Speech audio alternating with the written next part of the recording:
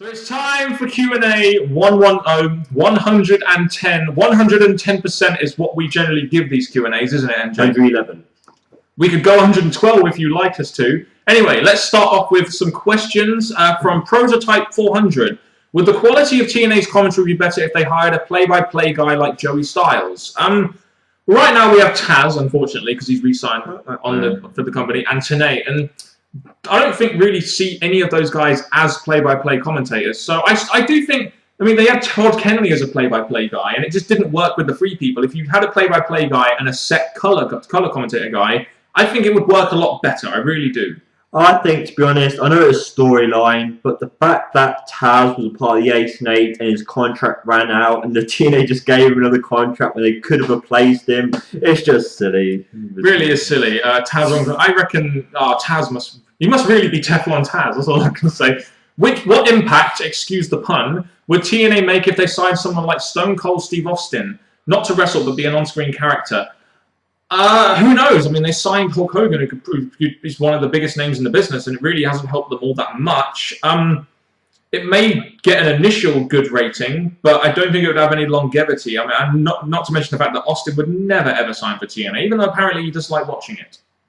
I think if the TNA hired someone the fans knew that he loved, like a Shawn Michaels for a period of time, I think it would, depending on who you hire, would bring in fans and eyes, but then once they've been there a while, just like Hogan, Sting, Flair, it may die out. Yeah, no, I totally agree. Would Ring of Honor be more relevant? Yeah, I can't take this question seriously. If they got a better TV deal on a well-known channel with a 2-hour show, to me, they would bring more eyes automatically. But the problem is with Ring of Honor is they're so damn narrow-minded that they'll just concentrate on wrestling, and that's not what casual fans want to see. So they'll end up not really bringing any new eyes to the product anyway.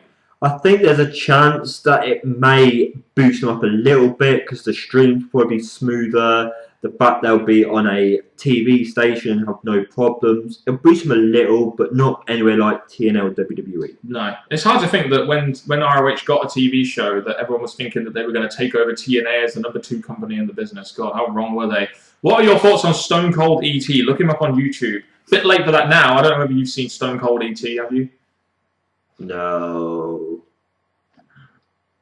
What? That's right.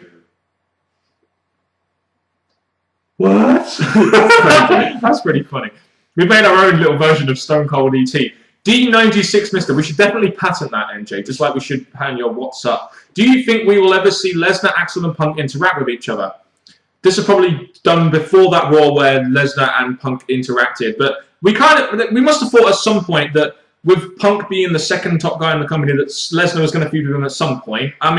There's always going to be some, because Axel is in there with Paul Heyman, and Paul Heyman's moving away from Punk, there was always going to be a little bit of interaction there. So there was always going to be some interaction between the three, because they're all Paul Heyman guys, and they're all associated in some way with Paul Heyman. There's that, and also the fact that WWE ended up breaking up tag teams, factions, so somehow all 3 of these who are signed with Paul Heyman would have split up anyway. Favourite wrestling themes and Titantrons? The Rock's heel theme was always awesome. I love that. That was a brilliant theme. Titantron and theme would be when Motorhead sing Triple H's theme live. What about Chris Jericho's Titantron? The old Titantron in, I think it's 2000. That was really good. When it goes through the pipe, like the Can't Stop music video by Red Hot Chili Peppers. That's what, yes. I love that Titantron. What other Titantrons are there? There must be some others. Divas, because they do nice work. They do nice, yeah, they do. They really do, like Stacey Keebler's or Dawn Marie's or loads of little things like that. And excuse me, I have an itch on my leg. If you're wondering what I'm doing, YouTubers, I'm itching my scabby little leg. Who do you want to see RVD go up against when he returns? Mid-carders, guys like Cody Rhodes, guys like Damian Sandow, guys like Curtis Axel, maybe even Daniel Bryan, maybe even CM Punk. Just guys in the mid-card that need to be put over by a name. That's what I think. I think my straight away is Daniel Bryan and RVD because of the top roping moves and the fact that Daniel Bryan at the time trying to build himself up against big names. Yep. Robert Dam's waiting for him. He would be another one. It would be another sort of biggish win for a guy like Daniel Bryan if they're going to push him to the main event. J Miners 1234. If WWE bought TNA like they did WCW back in 2001, how would you book an Invasion 2.0? Well, To be honest, you wouldn't have to worry about contracts because TNA's contracts aren't exactly massive. They probably wouldn't sign Hogan. I don't know, but be easy. I mean, you just book the TNA guys to come in, and you like have a core group of the main eventers in there, and you book them strong to start off with, and you find a way to sort of do it like that while also incorporating them into your roster further on down the line. Like get all the big stars, get them ready for this invasion, and then do it rather than like the invasion angle in 2001, only bring the mid-carders and maybe one or two main eventers. Well, both shows need to highlight their main eventers, and if Dixie gets her wish, maybe they could use this possible one-night-only pay-per-view to combine this and do one big invasion pay-per-view. Possibly. It won't happen, but there you go. Would a character like Sabu get over in today's WWE or TNA? I mean, who knows? Sabu is one of those guys that can botch about 10 moves but pull off this really great move that everyone will like. I think guys like Seth Rollins will be a little bit like that. I think a guy like Adrian Neville from NXT will be a bit like that. So, I mean, I don't really know. I mean, do you mean the exact Sabu character or guys like Sabu, top high flyer types? Even though TNA's died out their amount of pay-per-views while W still have like Extreme Rules, I think even though it's PG now, the concept might not hit Sabu's kind of what he wants to put his boy on the line. I think there's a chance he could still put on the entertainment for us. Would Kurt Angle be a main eventer if he returned to WWE today? I think he would. Possibly, but I think with him being in his twilight years, it will be more about bringing him in as a name to try and put over future talent, and that's exactly how it should be. And maybe give him one or two big matches. With Kurt Angle, I think if he was to come back for one more run, he would want to be a main eventer putting over the new main eventers he hasn't faced yet. That's how I see him. Supermark Money, probably a businessman like me. Should we get Cena and Punk at 30 or Taker and Cena? Definitely Taker and Cena. Don't want to see CM Punk and John Cena again at pay-per-view. I think the WWE have given us that match to the limit where John Cena came out on top in the end over Punk. I think Taker and Cena hasn't happened yet, even though, yes, it'll give the fact of who's going to win this, but also it's a match that we've not seen. And Taker and Cena would be just such a better match than CM Punk and Cena from a storyline standpoint anyway. The Paguna. Should Ryback win Money in the Bank? He's not going to be involved in Money in the Bank, but I mean, he's a newer star. They're trying to build him up as a main eventer. I think Ryback should win it clean. He shouldn't need Money in the Bank to win the title. That's why I say probably don't give it to him. Give it to a guy that needs the Money in the Bank more. Even though Ryback, just like past Money in the Bank winners, has been losing, hasn't really done it to deserve the belt, the briefcase. Maybe it could happen, but I personally don't want to see it. He'll probably end up using that briefcase as his lunchbox. Feed me more. There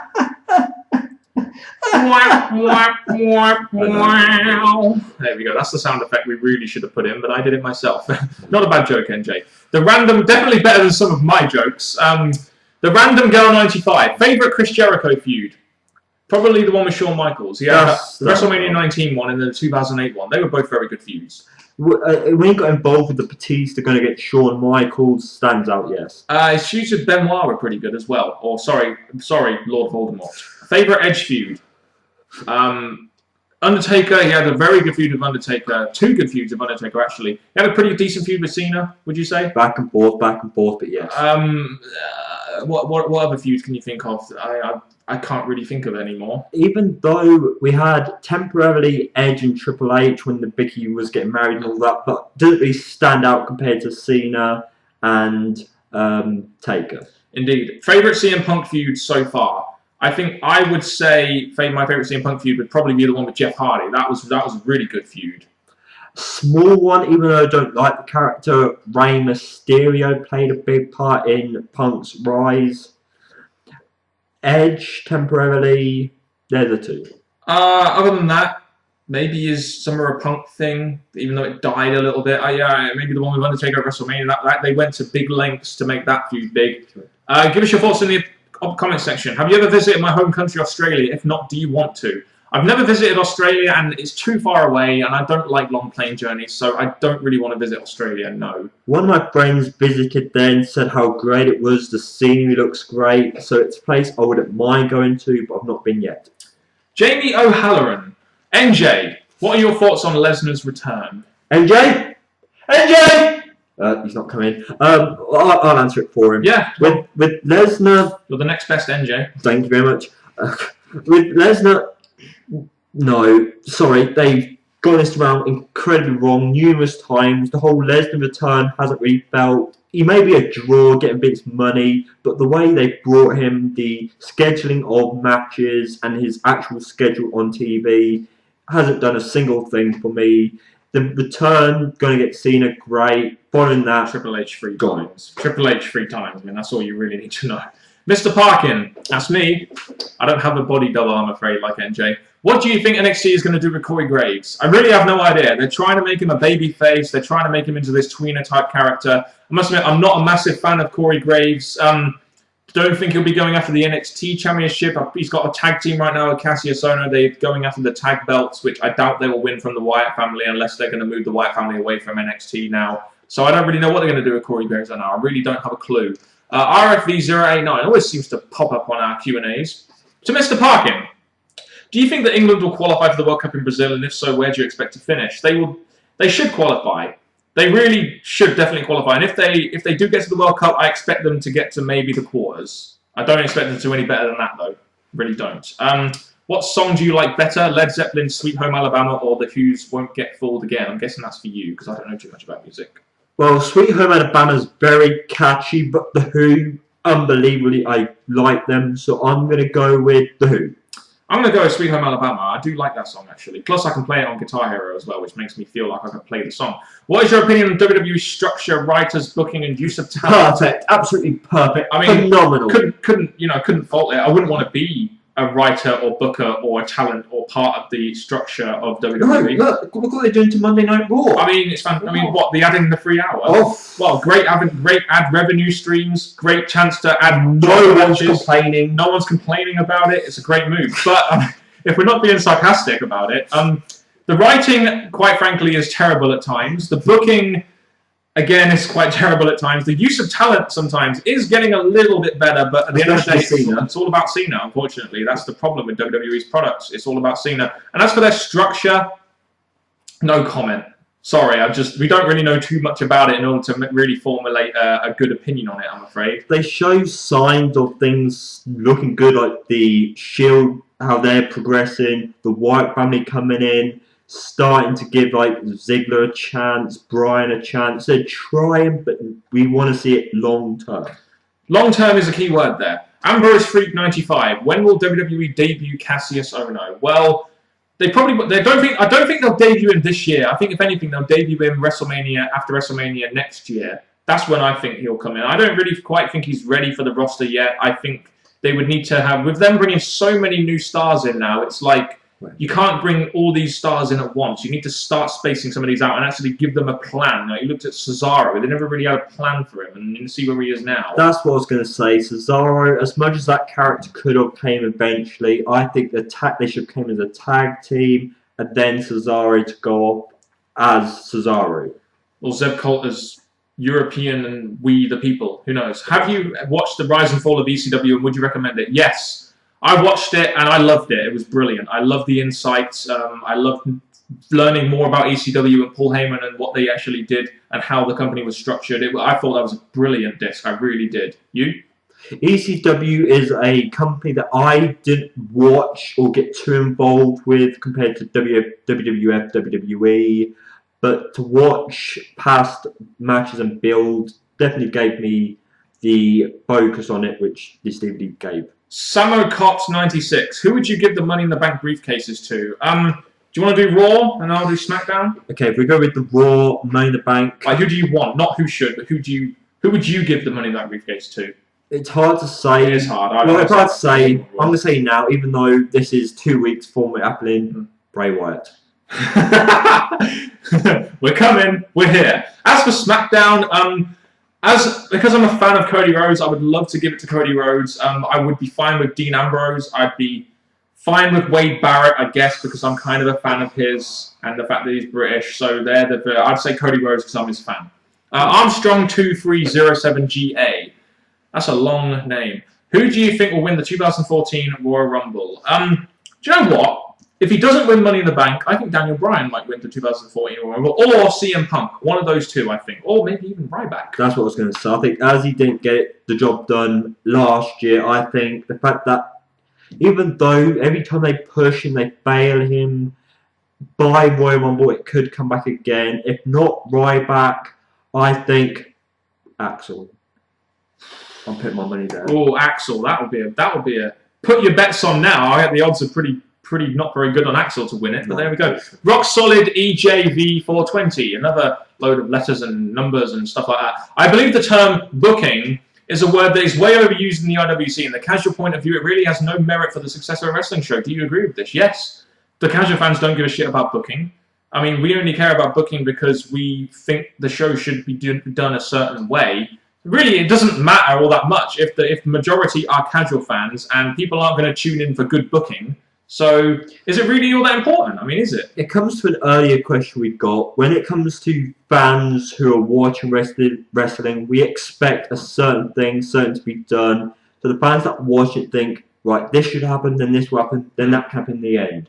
When we don't get that, we make comments. But yes, Vince McMahon and the writers are more look at the entertainment phase of the WWE. As long as they're getting that done, they're getting what they want. I think simple things like always making the babyface win majority of the times and not really allowing the heel to go over, I think they're kind of important aspects that WWE kind of miss out on that maybe the casual fans don't realise, but they would realise. But if a heel was a bit more dominant, maybe they'd get behind the babyface a little bit more. So those things do kind of matter. But in the grand scheme of things, you are kind of right. Booking really doesn't they don't give a rat's ass about the booking as a casual fan. Howard Starr. What do you think of Alberto Del Rio going back to a heel? Was it the right decision? I like him better as a heel anyway. Do you really think his run as a babyface was working? It got the crowd going with him, chanting his name, liking it. Whenever he spoke, the fans quickly accept him as a face. So it was working for that, but for his career, no. I think it's all to do with the storyline. It was all about turning Dolph Ziggler face, and if Dolph Ziggler turning face ends up being a success, then turning Del Rio heel would have been the right decision. So I prefer Del Rio as a heel as well, but I don't know about Dolph Ziggler as a babyface yet. I'm still kind of torn on that. I don't really know whether it will be a good babyface. Who knows?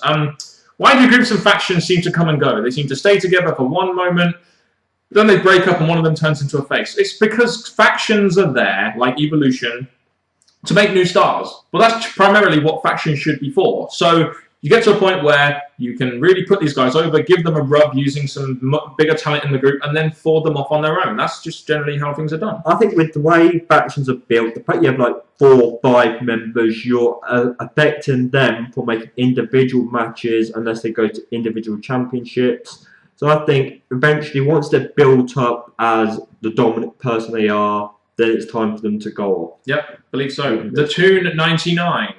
What do you think is the biggest match in WrestleMania history? Hogan and Andre. I'm sorry, that is the biggest match in WrestleMania history to me. Has to be. I think I'll give it to Kane and Chavo because without that match, Kane would never have won that championship. Bravo. ECW championship all the way. Typical, isn't it? Me being serious, you being sarcastic, you little bastard. Do you think WWE should give Mark Henry the WWE title? Yes! Making it a good way to turn Ryback face again and start a feud? Mark Henry deserves it. They won't give it to him. I mean, this is going to be put out after Money in the Bank, but this is actually recording it before Money in the Bank. But he would deserve it, but I don't think they'll give it to him. I don't think Vince McMahon sees Mark Henry as a top guy on the Raw brand. I don't. When it comes, because at this moment in time, we all got the idea that WWE's focus is John Cena and Daniel Bryan. But if Mark Henry was to win it, at least hold it, his career would be complete. Hell, the championships he needs to. So I think Mark Henry should, but it's not going to happen. As for Ryback turning face again and starting a feud, what the fuck are they doing with Ryback right now? That's all I can say. I don't see a strong future for Ryback, even if Vince McMahon does. But if they turn him face or try to, I don't think the fans are going to care. Well, I mean, they were cheering for the guy this time last year, but they've just ruined his character with pay-per-view losses and turning him randomly heel just to feud him with Cena and feed him to Cena. Literally, feed me more. If Dolph's face now, what should they do with AJ? Make her a staple of the Divas division. Easy. You don't need her to be a valet. She can be a big player in the Divas division. I'm waiting for this time when she decides that she's ready to go up on her own. She's got her own career to sort out. Right now, this Langston, Ziggler thing's not needed. Especially now Ziggler's face, and we don't really see them on TV that much together now, so you might as well just maybe push Biggie, maybe make Biggie Langston AJ's valet, maybe the opposite way around, and do it that way rather than involving Ziggler who's now as a face, and it doesn't really make sense as the other two are heels. So there we go. That's another Q&A from us, the British Fist. Of course, if you want to send us questions, you know how. It's all in the description box below. I have been Mr. Parkin, and we both wore black shirts. That's kind of cool, isn't it? This guy sitting next to me, though, is NJ. Definitely better than sweet tea. Thank you very much for watching this video, guys, and goodbye.